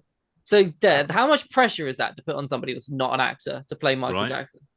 Yeah, that's insane. I hope they get somebody decent to play Bubbles. I hear Driggs is available. Bad Monkey. Moving on. Oh yeah. Here is a film that originally I was not that fussed about from the first trailer. Then I just saw the second trailer yesterday and I've watched it a bunch and I am fucking in. That film is The Thunderbolts Asterix. And this is Marvel's Suicide Squad. You've got Florence Pugh in it playing Yelena Belova. You've got Sebastian Stan coming back as Bucky Barnes. You've got David Harbour coming back as Red Guardian. You've got Wyatt Russell as John Walker, US agent from Captain America and Winter Soldier. Was he in that? Yes. Yeah. Yes, he was. Yeah. I thought, did he turn up in something else once? Did he turn up in... I Black can't Mirror? Remember. I don't know. I just know I meant decapitated someone with the shield, and that was like a moment. Did he decapitate him? Yeah. Yes, sadly. You've also got the Olga Kulienko as Taskmaster from Black Widow, who I completely forgot about. And even in the trailer, she is given almost nothing to do. Because I was like, wait, is that her? Because I got mixed up with her and Ghost, which is Hannah John Kamen's character from Ant-Man 2, I want to say. Yeah. Yes. Wait, are they not the same? No, they're different characters. It's not the person from Ant-Man 2. No, she's in it. And there's Taskmaster from Black Widow as well. Oh, okay. The Taskmaster was shown so little in the trailer that you could easily make that mistake, which I did. And then, I love it in the trailer, you have Lewis Pullman as Bob. The second time he plays a Bob. After Top Gun Maverick.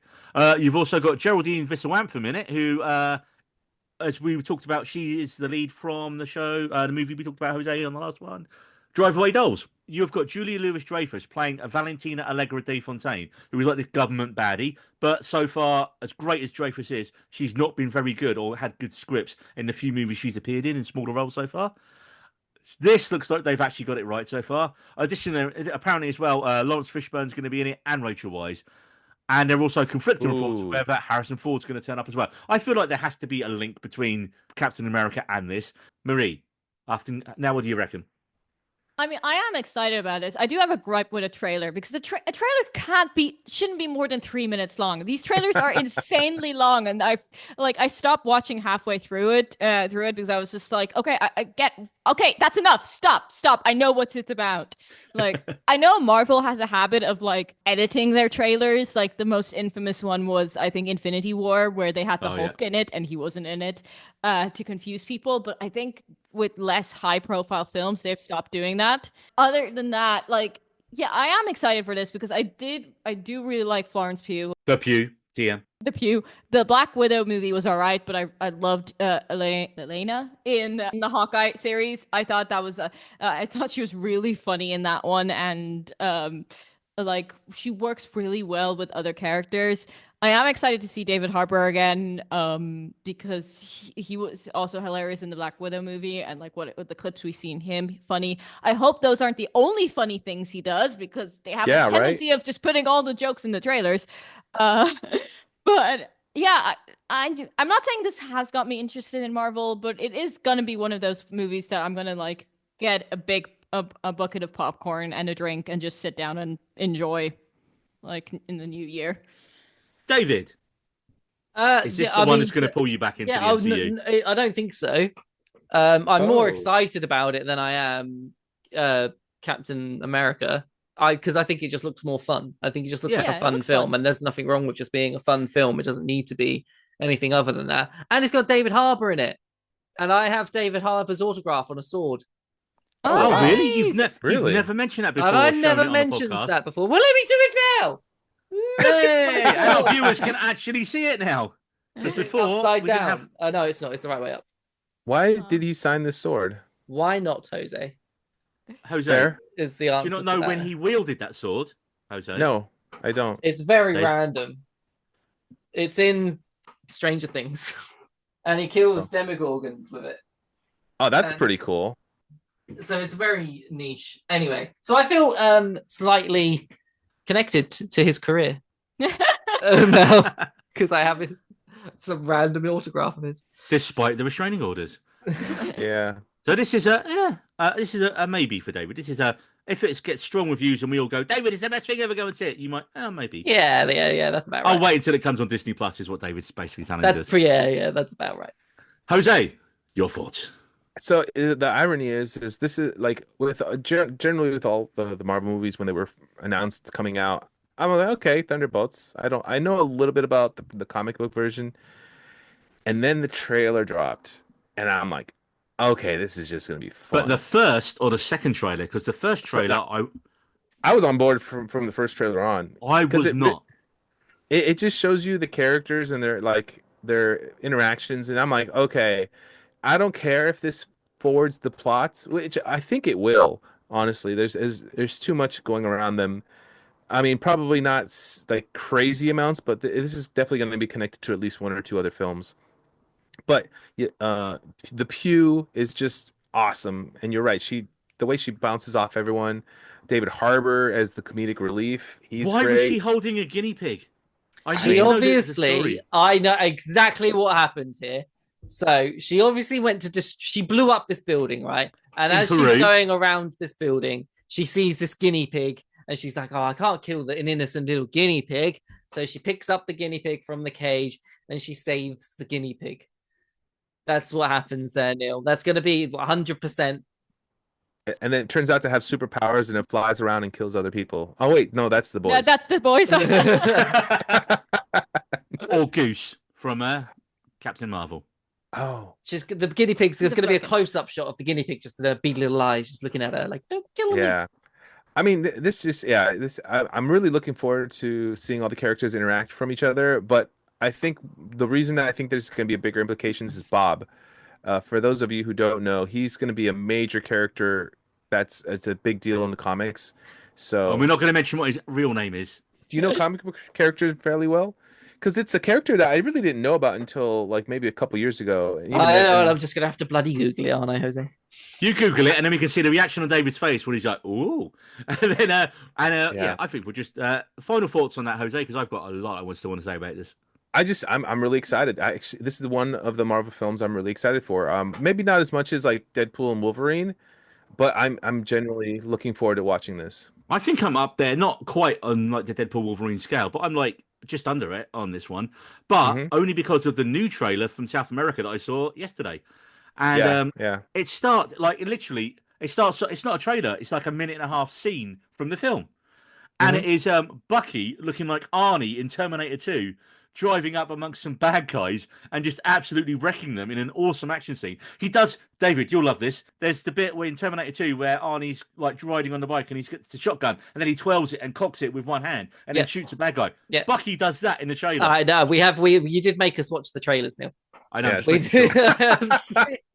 But it's cool. He does it a little different. It is really cool, though. You're right. When they're all meeting Julia Louis-Dreyfus' character as well, I love that she looks at David Harbour in his Red Guardian outfit and goes, "Who's this old Santa?" That's an in-joke. Yes. Santa, kick-ass Norwegian Santa in Violent Night, which came... Was it Silent Night or Violent Night? It was Violent Night. It was pretty fun. It was a fun movie. That was fun. That was Die Hard with fucking Santa, man. That was awesome. I love, like you say, Yelena's reaction to blowing up the building in the trailer, where she's just walking along with the guinea pigs. Hold on, wait. Turns around, boom, blows up. Yeah. Yes, mission's complete. I was like, yeah. And then just Bob. It just says Bob in capitals on my notes. Then we got Do We All Just Punch and Shoot, which I thought was great again. And the track, oh my God, it's like an early 90s grunge track by a one-hit wonder band from the States who we never got in the UK. So when I heard this song, I was like, why is this vaguely familiar? Oh, because it would be on MTV once a week or something, and you would never hear it in the UK. And it was a band called the Toadies, and the song was called Possum Kingdom. And it's such a good song. It was probably quite cheap as well, which is why they used it. I love the bit where like Red Guardian's just like, "We're the Thunderbolts," and everyone's like, "No, that's a terrible name." And he's just really into it. But also, I've heard people say that the asterisk above the name is that they're going to be called something else at the end of the film. So they get given a proper team name at the end of the film, which is why the asterisk is there. Yeah, so this is basically Marvel's take on the Suicide Squad, right? So I wouldn't be surprised to see some people die in it as well. One of the two token girls from films we can't remember is definitely going to die in it. I didn't realize just how little Taskmaster's in this. And I'm like, is she really in this almost? It's like, do you think But like, yeah, you don't even see the actress's face at all. And I'm like... You don't see the actress's face in Black Widow. No, you do. Yeah, at the end. Not till near the end. Yeah. So I'm just wondering, is she going to be the one that really bites the dust? Because... Probably. They're really not pushing her I at all. can't remember Black Widow. I know. I'm pretty sure she was in it. Yeah, she was the main in it. She was the main person that everyone fought. That could I meant Black Widow. I'm pretty sure Black Widow was. Black Widow was definitely in Black Widow as well. Okay. Yeah, that's good to know. But yeah, I think Taskmaster just has so much potential because it's a great character. But she had her thing was she could have anyone's face. No, she could switch and powers. No, she's anyone's power sets, like moves and fighting style. That would have worked really well for us to segue into the next film if it had been a face, because that film has a lot of masks in it, which people use to trade faces, which is kind of a key component of some of the films. And that film is the 8th in a series with a £400 million budget. And they changed the name of it because the last one didn't do as well at the box office because it got Oppenheimer's and Barbenheimed. And that film is Mission Impossible 8, which is now called The Final Reckoning and not Dead Reckoning Part 2. And, well, I think we did a spoiler special on this a little while ago, and we won't mention a death that really annoyed me. But, hey, there was a death that really annoyed me in the last one. Shame. Shame on you. What did we think of the Mission Impossible trailer? I can guess this death based off nothing more because I've never seen any Mission Impossible film, and I bet you I know who died. Yeah, you probably did. Yeah. Anyway, I don't need to. I won't say. I guess he wasn't part of the spoiler special. I mean, it was you, me, and Ben. Honestly, I'm gonna keep it simple. I'm really looking forward to it. I love the Mission Impossible series. The people they brought in every time have just been making it even better. The stunts are fine. I mean, like fine. The stunts are what sell the movie, Jose. Yes, I mean it's kind of like we go to see these films. We go to see these Mission Impossible films, especially since 4 or 5 onwards, because we know it's Tom Cruise actually doing that shit for real, and that's why people go and see it. And they're so clever in the fact that he released all the behind-the-scenes videos with no cuts in them. So when they put that shit out there, you're like, oh fuck, that actually was Tom Cruise hanging off an Yeah. airplane upside down. Oh, that was Tom Cruise jumping out the fucking Burj Khalifa. You know. Oh yeah. Sounds right. I'm gonna say Burj Khalifa. Burj. That's closer. Probably right. You know it's going to be a solid movie. I mean, the storyline got a little weird with the last one with Dead Reckoning, but yeah, overall, I'm going to enjoy it. That's really all it comes down to. It's going to be a great movie. Well, and also look who else they've added to the cast. You got Holt McCallany, who was the dad from the Iron Claw, is coming into it, and also he was in Mindhunter, so he's an awesome actor. Nick Offerman, Ron Swanson is coming into the Mission Impossible. Oh yeah, so's Charles Parnell as well. And you've also got Hannah Waddingham is coming into it from Ted Lasso. What? Yeah. Oh, and yeah. I mean, as you can see from the trailer as well, Pom Klementoff's character, Paris, the French assassin, she's clearly on team Mission Impossible now after the end of the last film. What crazy shit can Tom Cruise do next to promote a film? But here's my question to everyone right now. Is this his last film as Ethan Hunt? Marie? No. David? I'm Neil. I've never seen a single Mission Impossible film. I have no idea. Like, is he? He's quite old now. How old is he? But I think he's going to do something else, isn't he? He's going to go to space. Lived in the same Has he gone city, to space yet? Is there? I think until he goes to space, he's going to. Yeah, the movies give him too much of an ego boost. Like it's. Well, they was going to turn it over to Jeremy Renner a few ones back, and then it did really, really well. And they're like, oh, actually, I might do it a few more. It was once he started working with the director Christopher McQuarrie, and then McQuarrie has directed the last 3 or 4 now. But for me, that's when it stepped up and became really good. Mm-hmm. Before that, I wasn't that big a fan of the original ones. They were fine action films, but once they started telling an ongoing storyline and bringing having the same bad guy for 2 films, I was like, oh, okay, I'm in for this now. And of course, they brought Rebecca Ferguson into it, which immediately made me go, yes, I will watch this film. Will he die? Will he die, Jose? It's tempting. Oh. You want to murder him, is what you're saying. You know what? I'm going to say that they're going to make you think he died, just like they did in one of the previous ones, and then he'll still pop up for a cameo if they... They'll do the Jason Bourne thing, like in the water and then the leg moves. Like... Yeah. or even if they could kill off James Bond, they could kill off him. They killed off James Bond? Yeah, in the last... Have you not seen the last... Daniel Craig, yeah. Yeah. His character... Yeah, I learning a lot about Marie in this episode, guys, and I don't like it. He does not like things. What? I'm honest. I don't pander. I'm honest. Well, the one big talk was because Tom Cruise basically helped launch his career in big films, and he's like the action star at the moment, and he's got that charisma. The talk is Glenn Powell's going to turn up in it and be the new guy who takes over from Cruise. No. Do we think that's going to happen? No. Jose, you look so disgusted as you say that. It's just like a no. It's like a no. It's a fan casting. It's like it just doesn't make sense. There's no. I like Glenn Powell, but I do feel like he's the actor of the moment kind of thing. You know what I mean? Like he's the act. Like he's the. He needs a good franchise. Like Chris, how Chris Pratt went through that thing of just being in everything for a little bit, and then he wasn't in anything for. I feel like this is Glenn Powell's being. He dropped down the Chris's list, didn't he? Yeah. I mean, Glenn Powell has a different kind of like charisma to it. He seems like more of a fun, happy. Yeah, he could probably do action, but Tom Cruise is more of like a brooding. Because he's been through a lot of shit over the last 8 films. Powell can come in and be like, "Hey, yeah," and then they can murder his whole family, and then he can be brooding. I don't think that's kind of the. I don't think he should be the face of Mission Impossible, and it's not because he can't do it. He has a great face, Jose. I would not disagree with his face. Yeah. But I think it's just the energy is not the same. It doesn't compete. Yeah, you don't want the same energy though. You want something different. But the real question is, do we really need more Mission Impossible? Yes. They're going to keep making them because, like the Fast and Furious ones, inexplicably they've kept making more and more money as the series has gone on. I mean, I don't hate them. They're like a guilty pleasure of mine. They're the movies I watch when I'm sick or have a lot of work to do. I'll be honest. Mission Impossible at least knows it's supposed to be crazy, but it doesn't do the dumb. Like I feel like the Fast and the Furious just is like, you know what? I don't care. Let's just make cars go into space. I've not watched the Fast and the Furious since 2. I haven't seen a single one. I haven't seen one since Tokyo Drift. I think it was the last one I saw. I haven't seen the last 4. Is it? Or is it free? Okay. It's free, I I think. have zero interest in cars going fast. Like I haven't zero. seen the last two, but they have this obsession of having a villain and then making them family and converting them.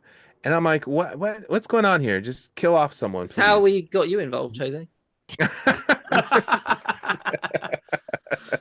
Ben's not dead. What are you talking about? Yeah, he's totally Yeah, alive. suddenly those conspiracy theories are gonna go. Where actually is Ben? He's not been on an episode in like at least 10 episodes now. Yeah. He has been on tour. Oh, he's so In a different fancy. country. Right, so I want to talk about one little bit in this trailer, right? And there's this bit, and this is a bit like kind of took me out of it a little bit, especially when I went through it frame by frame. There is a bit where Hunt has clearly drowned on the ocean floor in his pants, and then Hayley Atwell's Grace swims down and gives him underwater, mouth to mouth. How That's does that not work? how that works. Exactly right. Is she She's swimming in down or up? She's Which swimming way down. the bubbles He's on the going? floor. He's on the floor. She's swimming down. And also, she's in regular clothes as well and doesn't seem to have any kind of thing on. And then there's ice all around them. It'd be Antarctica. Are you just So I have to passing say- oxygen from your lungs to somebody else's lungs, but doing it You underwater? can. Yeah, but you're in Antarctica. Because that's where the submarine sinks in the last one. And that's where this looks like he has to go and retrieve the key thing from. He would be dead if he was in his pants within a minute in the water there. Because remember, we were talking about this in Alaska, Jose. If you go overboard, you are dead within 2 minutes. Is there a thing, though, the water temperature is the same at a certain depth, regardless of where you are? I don't know. I'm just going to say it's a dream sequence. Yeah, it could be a dream sequence. Dream There's sequence. no way that His life gonna be is a- flashing before his Yes, eyes. because Mission Impossible is always extremely accurate on how the human body works. Like, Have they done dream sequences before as well? That I don't know. Yes. Yes. 'Cause I haven't when seen the last one, or the last two. I don't even know. The last two are the ago, best. yeah, The last one I two saw was ago- one with Cavill and Mustache Gate. That was a good one. Yeah, that's the That was one a good where one. where they had that vision of him attacking the convoy and he has to shoot someone, and then he's like comes back to his senses and he's like, okay, Then he let me not reloads do his that. arms. No, that's Cavill. I'm talking about Tom I know, Cruise. but I'm talking about Cavill reloading his arms. Yes, Yeah, that is. that's in the bathroom. Yeah. That was awesome. Anyways, yes, it's gonna be awesome. This is gonna be a good movie, and as long as they don't time it and put it next to something else that's big like Superman, Yeah, it's gonna do I'll well. release it the month before Superman and Fantastic Right, Four, yeah. for the love of God. David, the next film we're going to talk about, you might need to clean yourself again. Because it is a trailer that only dropped today. As of And this it is- recording, As of this recording, it dropped today. And that film is Karate Kid's Legends. Directed by Jonathan Entwistle and written by Rob Leiber. It is the sixth film in the Karate Kid franchise, following the Karate Kid 2010. So it stars Jackie Chan as Mr. Han, but also Ralph Macchio from the originals. And with new young actor Ben Wang as the main lead. He's also got Pacey from Dawson's Creek in it, Joshua Jackson. Ming-Na Wen's in it from Agents of S.H.I.E.L.D., who's also awesome in everything she does. David, how does this work? They're combining the timelines. Why? It I don't doesn't make know. sense. I don't know, Neil, but I had to get the tissues out again. I Oh. was Because of the emotion, right? The emotion. 'Cause And you're you're- I right. 'cause feel you're like, crying, right? I feel like with Marie here now, I can't make those jokes. What? Have you heard how I talk? I know, but you just Have you not heard all the it's Wang your talk? it's just your disgusted. Hey, Ben Wang's a new actor. You can't say stuff like that, Neil. It's like, You had to do the Wang. are we really surprised about No, the I'm, Wang I'm more joke? disgusted because it's that reaction towards Karate Kid. Ugh. Oh no, I love Karate Kid. No, as I mentioned in my Cobra Kai review, which you should totally check out in the top 10 films shows of the year episode, which drops Different episodes. a few- Different yeah, episodes. yeah. I wasn't that big a fan of the Karate Kid films. Like, I like them, but I weren't like as obsessed with them as I am Cobra Kai at the moment. I fucking love Cobra Kai. The Karate Kid films, I just really enjoy, and I like even the one with Mr. Han in it and Jaden Smith. I mean, I was like, that's a film. You know what I mean? Like, it's perfectly fine. That should have been called Kung Fu Kid, not Karate Kid. Yes, I do agree on that one. But yeah, this one, I'm back again. Combining, Really? I quite like Jackie Chan. The man's 70. He does not look 70. Jackie Chan's He fucking Looks 70. 70. In He this looks movie, he looks 70. 70. You think he Yeah, looks I 70? agree, I 100%. think, I'm, Yeah. I'm like, how is this man still moving? like the fluidity. I mean, 70 is not ancient. My dad is 75 and he still runs marathons. I'll probably be dead. Wow, really? Holy shit! That's because you're your unhealthy vegetarian diet, David. I'll be lucky to live past 60. Yeah, but No, honestly, what I thought he was younger, and then I was like, man, they really aged him up for this movie. And then now you said he's 70. I'm like, oh, he looks 70. do you think? Okay, I think He looks old in this movie. I think he looks good, man. But okay. My question is, David, where does this take place in relation to Cobra Kai? It's 3 years after, I think. Oh, okay. I think I read really? that. Yeah, 3 years after Cobra Kai. Yeah, I feel like it needs a little bit more Johnny Lawrence. If there's a Johnny Lawrence, like it's got to be in there somewhere. He's got to have a cameo. And here's my question. I really hope Unless he dies in Cobra Kai. I really don't fucking put that. Don't you dare! Don't you fucking put that out there, Marie. I mean, it's kind of a spoiler. We now know that Daniel doesn't die in it, right? I suppose, yeah. I actually think characters Daniel was die? the least one of the least interesting characters in Cobra Kai. Yeah, I mean, As like out of them all, he is like kind of a bit of a gray, yeah. And I really like Johnny, and I feel like Johnny was the way you should have gone with this film. But I'm there for it still. And well, I was going to say, why didn't you just take? I want there to be all the Cobra Kai. I want to see all the cameos, all the Cobra Kai cameos. Why wouldn't you have just made a Cobra Kai movie, moving on down so many years down the road and following in one of the main kids, like being the next big karate person, and then getting involved with it, and then you could bring in the cameos of the other ones. You should have done a Cobra Kai movie because it would have been a hell of a lot cheaper than. Well, actually, no, it probably wouldn't because I've not heard of. There's hardly anyone in this film that's that big, really, is there? So here's a question. One cameo that I'm wondering: do you think Hilary Swank would make an appearance? If Swank's gonna come anywhere, she's gonna come into the next 5 the last episodes. couple of Cobra Kai. Yeah, she's the only one that's not been referenced. I don't know how she can at this point though, but she could be like a surprise judge. 5 I was about to episodes. say, yeah, judge. Yeah. But I'm looking forward to this. I'm right there for it. I don't know what it is about these karate fucking films at the moment, but I just love them. I really. David, you should get into the Shaw Brothers. I don't want to get into them. That sounds dirty. You should appreciate the films of the Shaw Brothers. There we go. Okay, cool. We'll see how Cobra Kai goes, but like I'm kind of bored of it. I'm thinking that Pacey from Dawson's Creek has to be the villain because there's literally no one else in the cast. Oh, do you mean Charlie Conway from The Mighty Ducks? Because yes, he will play a great douchebag. I mean, Pacey was a douchebag in some seasons of Dawson's Creek. Just saying. I don't know. I didn't watch it, so. Dawson's Creek, man. I was a teenager, and that was a girls' show back then. I've never seen it either. It was not a girls' show. American Girls. It had Katie Holmes and Michelle Williams in it. How was that a girls' show? The girls. It was the girls. I've not seen it either. Speaking of girls, the next film we're going to talk about is about a ballerina, and it's called Ballerina. And this is a John Wick spin-off. That was a lovely segue, Jose. Don't you dare. Taking place between the events of John Wick, Parabellum, and Chapter 4. So John Wick 3 and 4? Okay. And Ana de Armas plays Eve Macaro, a ballerina assassin, because, you all are, begins to train in the assassin's traditions of the Ruska Roma and sets out to extract revenge for her father's death. Not even a dog. Just her dad this time. Just her dad. It's got Angelica Houston in it, Gabrielle Byrne. It's got the last ever on-screen appearance of Lance Reddick playing Chiron at the Continental New York again. And this was his final on-screen appearance, if anything. So that's going to be quite sad to see. It has got Norman Reedus, though, from The Walking Dead. Daryl Dixon from The Walking Dead, actually in a big film. Because I haven't seen him in anything bar The Walking Dead. So this is good. Yeah, he was the actor, the motion capture, for the main character in that film about walking places and delivering parcels. It was a game, not a film. Oh yeah, Death Stranding. Death Stranding. Yeah. But also, as they've already given away in the most recent trailer for this, Keanu Reeves turns up as John Wick in it as well. Now, look, if this film is going to work from the trailer, it's going to work because of Ana de Armas and not the direction of Len Wiseman, who is a hack, and I have still not forgiven for his utterly terrible remake of fucking Total Recall that ruined my birthday that year. I went out to see it on my birthday. It was that bad. Dog shit. Right. No. Okay. Here's my problem, Jose. I've had this one in the chamber for a while. The original Total Recall, right? Sharon Stone, that was one of the roles that made her career. She was awesome as the absolutely psychotic fake wife. And then you get one of Arnold's all-time big lines where he turns around, shoots her in the head, and goes, "Consider that a divorce." It's brilliant. And then he turns out his real missus is like the Martian freedom fighter girl, who barely even gets her name mentioned in the original film. So what do they do in the remake?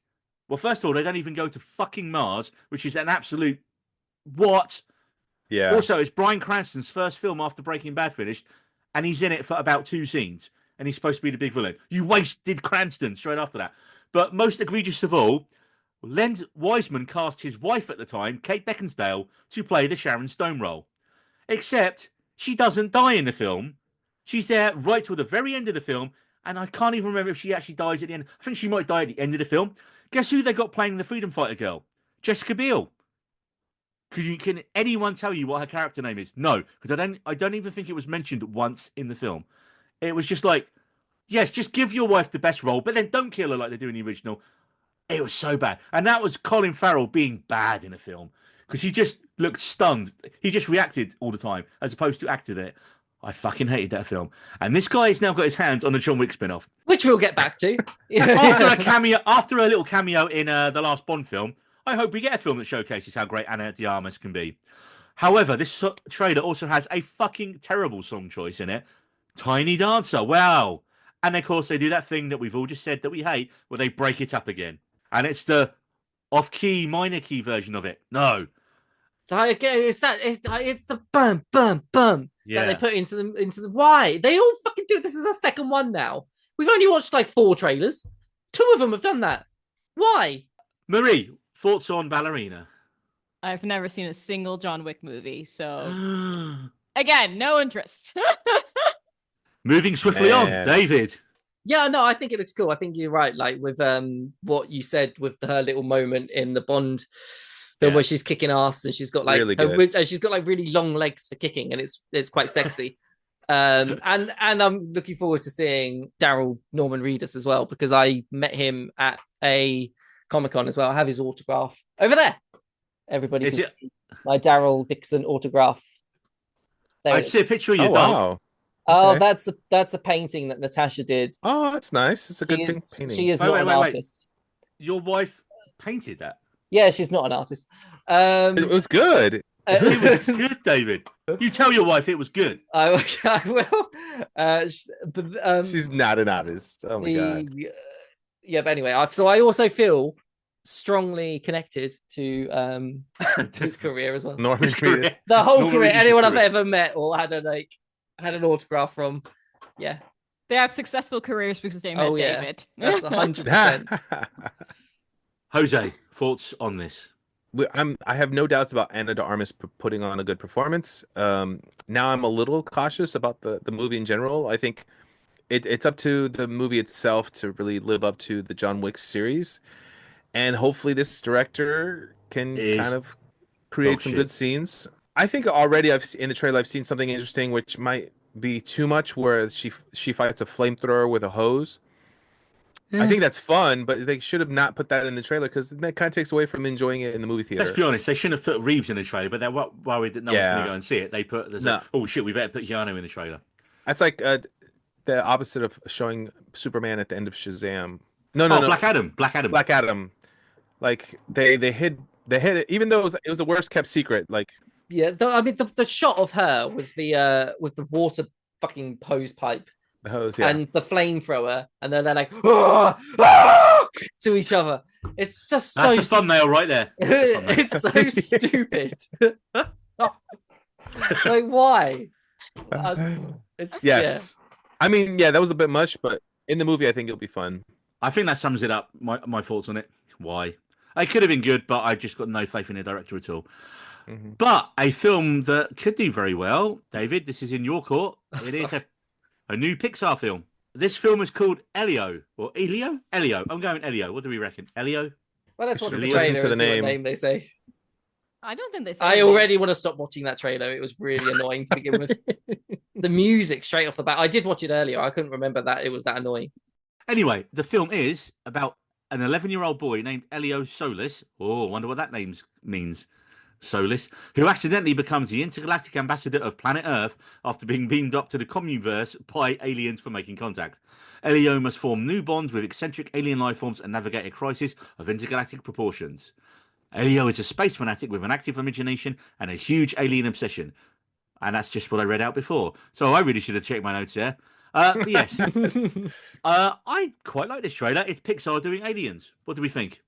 Marie? It looks like it's going to be a shit Pixar movie. It falls into the category of, what was that thing? Elements or something like that they released? Elemental. Elemental's good. Did you not like Elemental? It was nice. I didn't watch it. I know the animation the trailer just looked terrible. So this is going to be my point on this one. The trailer for Elemental did look really shit, and I think the trailer for this doesn't look great either. But Pixar don't ever really drop the ball. They're normally very good, and they've got quite decent. What? The Jose? Good Dinosaur. I'm going to let you continue this point, and then you're gonna fucking eat your words because that's fucking stupid. Go on. Yeah, I did not expect that. Wow. They don't really. So I agree that this trailer doesn't look the best. The concept of it doesn't really grab me either. Like the kid just going to space, becoming this intergalactic president of Earth or whatever he is. But Pixar have a really clever way of bringing emotion and depth into their films that you don't normally expect, and I think they'll do something clever with this. So I'm not gonna judge it based off just the trailer, and wait until I see it. Jose? Animated movies, I'm just generally kind of neutral for the most part until I see something from it. And I thought it was a really sweet trailer. It's definitely not something I would go to see right away, but I would probably watch on at home. It's Pixar. They're usually pretty good. Like I said, they have some misses here and there. Cars. Like what the fuck? Sequels are horrible. What the fuck is Cars? But Cars was really successful for them. Yeah, because it's because of the toys, but it's still not good. It's not my favorite, but I don't think it's bad. Followed by planes. Like what the? No, it's just like trains? how many? They didn't have trains. Yeah, I get so. I think it's not. Anyway. Yeah, I mean, I wasn't a big fan of Turning Red, to be fair, but Turning Red, everyone loved it. A lot of people loved it, and it had an important message to say. Again, they're really clever at doing that. Sorry, Jose, I've shut over your point. No, it's fine. I think this is going to fall into. Yeah, I think it's going to be for certain audiences, and other people are not going to like it. But I don't think it's going to be a bad film at all. Do you know what? I am a lot more up on this than all of you by the sound of things. Really? And I'm not the big Pixar guy. Do you know why? It's got aliens in it. It's animation and it's aliens. He's a simple man. I'm a simple man. I like aliens and occasionally I like animation. And you combine the two, and there were two lines in it that absolutely made me crack up when I was watching it. I think you should have that looked at. Made me laugh. And this is the bathroom. I know, just laughed massively at those two lines. And also the music in it, the song, is a remix of a Death Cab for Cutie song. And I have seen Death Cab for Cutie live, and they were awesome. And my friend who went to see them had no idea they were that massive and couldn't understand why. He looked around and like the whole venue was singing every word of every song. He's like, these guys are really big. I was like, yes, and you literally listened to them before you came out to see them tonight. So yes, I'm probably not going to go and see this in the cinema unless it's on a secret screening, and I'm like, okay, because that happened with Elemental. It was a secret screening and like about 20 people left. I was like, I've got my food, I've got my drink, I'm going to stay and watch it. Well, what I will say, fine, right? This trailer as well, though. This trailer also did the music again, the third one. But also, it's a teaser trailer. It's not that long. It's literally like a minute and a bit, isn't it? But it's enough for a trailer. Trailers don't. Rant time, Marie rant time. I hate this whole teaser trailer, teaser poster, trailer number 1, trailer on 2. It's just like, no, just one trailer. That's all we need. We don't need more. Do you know what annoys me more than that, actually, is the pre-trailer trading out that says, trailer begins in 3, 2, 1, boom, boom, boom. No. I hate that, yeah. With that same percussion beat, a bit like... That is fucking stupid, yeah. I purposely clicked on this to watch the trailer. Are we not aware that just in case we weren't aware a trailer was about to start, are people that stupid? Apparently so now. Apparently so. Blame people TikTok. need like stuff constantly flashing at them. Oh, yeah. Jose, I will give you Lightyear as a bad Pixar film. Oh, wow. I didn't think that was great. I mean, I haven't even seen it, so... That's how bad it was. Jose's had it warped from his memory, removed from his memory, Men in Black style. Well, after that, I really terrified to talk about the next film on the list because the next film is a live-action version of a classic and well-loved animation. And already Maria's shaking her head. Already Jose is stroking his beard. And David, I can't tell, but I don't think he's going to like it either. On the rugged isle of Berk, where Vikings and dragons have been bitter enemies for generations, Hiccup Horrendous Haddock III, the inventive yet overlooked son of Chief Stoik the Vast, defies centuries of traditional dragon fighting practice when he befriends Toothless, a fired Night Fury dragon. Their unlikely bond reveals the true nature of dragons, challenging the very foundations of Viking society. Yes, it is a live-action version of How to Train Your Dragon, a film that I don't believe anyone actually wanted. My initial thought is cash grab. Yeah, there's no point of this existing. Like, it's perfect. Like, not only it's perfect, it's a perfect trilogy. Like, yeah, it's so emotional. Sorry. It also falls, I think, to this category, which I think I've ranted about quite a few times, where people just like say, oh, because it's animation, it's for kids, so let's make it live action so adults can get interested in it. It drives me crazy. It's the same with Avatar: The Last Airbender. That show is a fucking masterpiece. It does not need a shitty live action adaptation. Like, it's just, you cannot perfect perfection. And that's the same thing with this. Like, what are you just going to do? It's like, yeah, everything's 3D now. That's the selling point. Like, what new thing are you going to add to this? What's crazy is this was already 3D, but in all animation. Yeah. Like, it's the dragon. It's obviously the same, but it's almost like in a weird way the same. They made the eyes smaller. I think it looks actually quite good. It looks good, but they made the eyes smaller. I don't know. I don't get it because like Toothless has these like big cat eyes, and on the live action one, it's like slightly smaller. But yeah, it's basically the same thing. And it's like what I'm worried about is it's maybe it may not be critically huge, but because it's like based off a kids movie series that's really popular, it may just do enough that the studios are like, oh, we made a profit, so we'll just churn them out. And that's what I'm hoping they've got a trilogy happen. to just copy now, haven't they? Yeah. And that's what I hate is like I hope that it's good so it deserves it. Is it DreamWorks just taking the Disney model? Exactly. It is, and just seeing how much money that they're making. I just hope it doesn't take the route of Transformers and just sucks dick, because like those movies suck so bad. I'm so pissed off at Transformers. Yeah.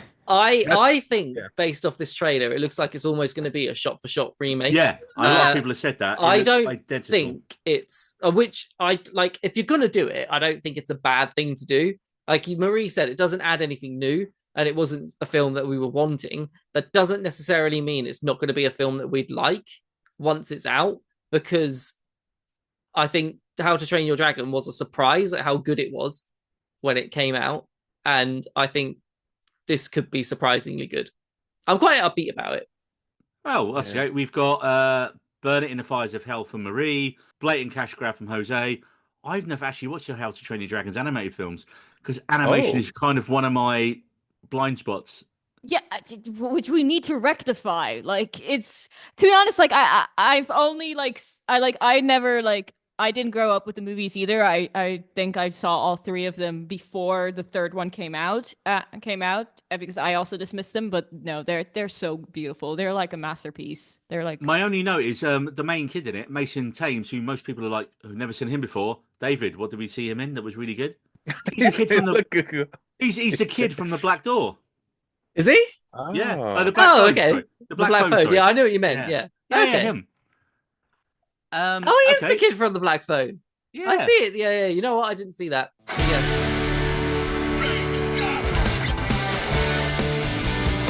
Hey everyone, this is Neil with a quick drop in, and as you can probably tell, this is already quite a long episode. And well, we kept going for almost another 2 hours, by which time everyone was very hangry, especially Marie. So I've decided to cleave this epic episode into 2 parts, but also, dear listener, dear viewer, so you can take a break, use a bathroom, get a snack, and then come back for part 2. But before I go, a quick reminder that now we have moved over to Spotify and YouTube, where you can see and hear our episodes. So give us a follow, like, subscribe, and even a 5-star review if you're feeling full of the New Year spirit. Don't forget to also follow us on our socials. I'm at NeilG78 on Blue Sky, but I'm also mainly still on Twitter, never calling it X, Elon, never. at Needed Roads. I forgot the we. And David runs our Instagram occasionally over at We Needed Roads. You can find Marie's podcast over at the Two Girls One Reusable Cup podcast, and her socials are at Life on Mars on Twitter, Insta, and TikTok. Jose, you can find at Spanish Joe on Twitter and Blue Sky, and his photography website at jlopezphotos.com, even if it doesn't feature any photos of Jennifer Lopez. So, before we reconvene for the second part of this massive monster episode, let me just say Happy New Year from the whole We Needed Roads team here. Myself, Neil, David, Jose, Marie, and Ben, and we'll see you next time, folks.